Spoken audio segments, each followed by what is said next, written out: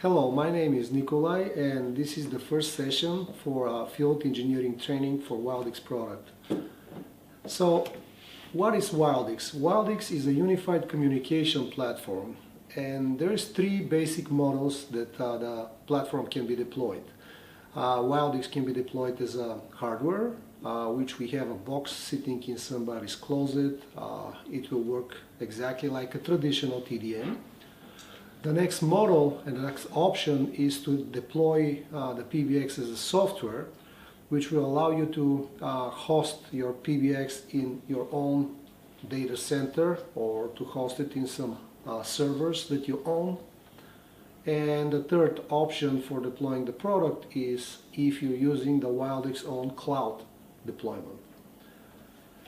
So any of these models, pretty much the deployment is the same. The processes that you go are the same. It's just the environment that is the product is running on is going to be different. So today we're going to be talking about the cloud solution. So all of the examples we're going to see are for cloud. So the first step for creating a PBX is to go to the Wildix portal. So what is Wildix portal? Wildix portal is the universal tool for partners. On this portal you can create your customers, you can create your PBXs, you can deploy devices, you can provision devices from there, but also the Wildix portal is a tool that can be used for your sales team, because they can find the price list, they can do some e-commerce shopping from there. Also the engineers, they can open trouble tickets there and communicate with our support team. So to get to the portal, you can use the link that I'm showing right now, which is https www.wildix.com/portal, or you can just go to the Wildix website and from there go to the Partners tab and go down to the portal. So once you get to the portal, you need to log in. So you need your credentials, which credentials usually are sent to you at the moment where you become a partner. So once you put your credentials and you sign to the portal, this is the first screen that you see. You will be able to see a couple of sections on the screen. On one of them you'll be able to see your map present, which I don't show right now. You'll see your open tickets, you can see the proposals, or you can see some news feeds about some news regarding the new products or some developments in the company. In order for you to start creating a PBX, you have to go and move to this area, which is called the PBX per user. So once you click on the PBX per user tab, you'll be seeing this screen, and this is the screen where you have to create your customers. I happen to have a customer created here, but if you want to create a customer for the first time, you just have to go on the upper right hand side corner, press on the big green plus, and once you do that, a new screen opens where you have to enter some information about your customer. Not too much, just the name of the customer, what type of a customer is, if you want to group them to some special groups. And next, after you're finished with entering this information, you press on the save button on the upper right hand side corner. So once you press save, your customer is created the way my customer is created right now. So the next step is to assign or to create a PBX under this customer. So the way we do that, you see this notepad icon that sits on the right hand side of the customer. When you click on this one, this small notepad, you're proceeding to the page where you can create your PBXs. So let's assume I've already pressed on this notepad, and this is the screen where I can see all of my PBXs. As you can see, I have a bunch of PBXs created, but I'm trying to create a new one.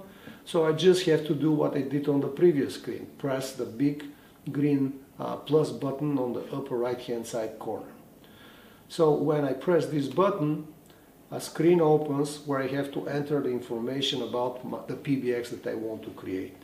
So this field contains some fields with very important information to be entered. The first one on the top is the model. So this is a drop-down menu. So if you drop down the menu, you will see three models there. It will be WPBX as a cloud, WPBX as a VM, which is a virtual environment that you can deploy it in your data center, or you have a WPX as a hardware. The hardware, that's the box, that's the hardware box that you're purchasing and you'll be installing on-premise usually.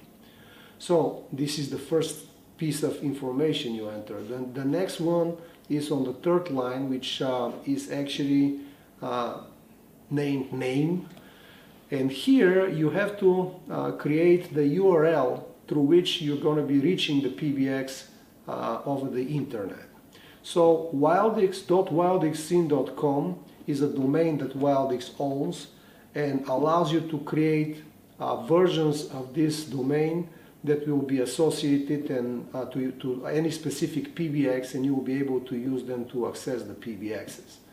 So one good news about this is when you start typing the name of the first part of the name to create the URL, the whole box here will be framed in red, which means that you don't have enough letters, or you're not creating a unique name still.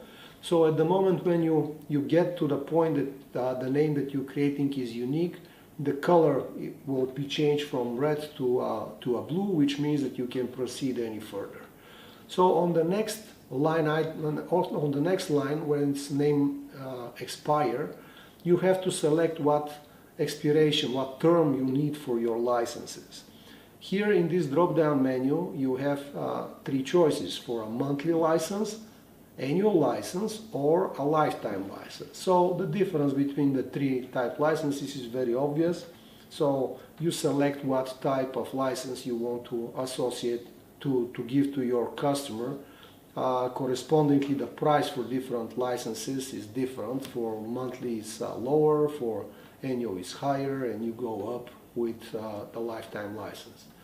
So in the next section that has 4 lines, you're selecting the type of the licenses that you want to associate with this PBX.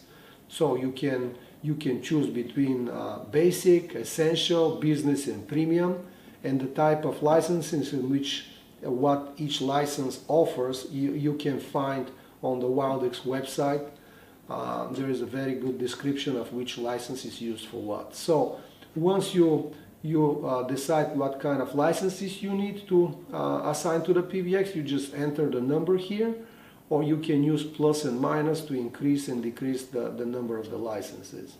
If you want to, you can put some comments on the bottom of this section, which allow you to make your creation, your PBX, a little bit more unique.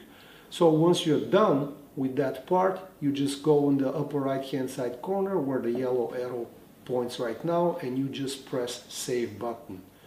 So when you press the save button, you're going to be taken back to the PBX screen, and this is the PBX that I've been creating. The Cloud USA PBX is the one that I'm creating. So once it's created, you'll see the serial number, you'll see the version of the PBX, you'll see what type of PBX it is, and also you'll see what kind of licenses. Mine PBX, it's still working, it's not created yet, that's why I don't see all of the information, but once it's completed, I'll be able to see that piece of information. So let's just assume that my PBX is already created. So on the right hand side corner of the same line where the PBX is, you have 2 icons. One is the notepad that we are already familiar, and there is one that looks like a phone. So if I click on the notepad, I'll be taken back to the section that we were just being, and on this section I can change the configuration and change some settings that I'm allowed to change. So you have to keep in mind that it's really easy to add licenses, but it's a little bit more complicated when you want to remove licenses, because we have to consider the term of the license. If it's a